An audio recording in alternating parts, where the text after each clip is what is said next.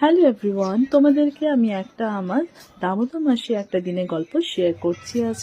আজকে হলো দামোদর মাসের শেষ দিন, তথা আজকে রাস পূর্ণিমার শুরু। এখানে আমি সব ঠাকুরগুলোকে একটু বাইরে নিয়ে এসে ভালোভাবে স্নান করিয়ে নিচ্ছিলাম।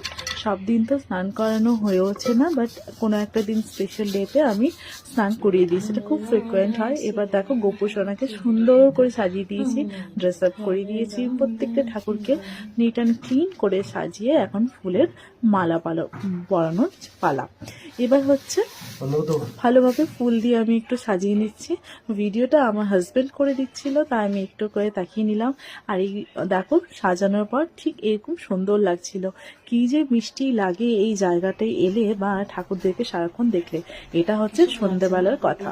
সন্ধেবেলা আজকে দীপদান হবে। দীপদান তোমরা অনেকেই জানো, মাটির প্রদীপ বা তুলসী কাঠিতে আমরা দীপদান করে থাকি। দীপদানের পর আমি ধনুচি ধরিয়ে একটু চারদিকে ধুনো দিয়ে এলাম। এই ধুনো দিয়ে এলে না, খুব একটা পজিটিভ ফিল হয়, মানে চারিদিকে আমার মনে হয় পুরো পজিটিভ একটা এনার্জি আমি পাচ্ছি। এখানে আমি পুজো করে নিচ্ছিলাম, দীপ জ্বালাবো, তো ঘি দিয়ে তুলোগুলোকে ভরছিলাম।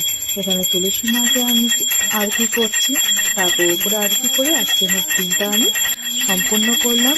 শেষে খিচুড়ি প্রসাদ আর পায়েস প্রসাদ খেলাম। জয় দামোদর।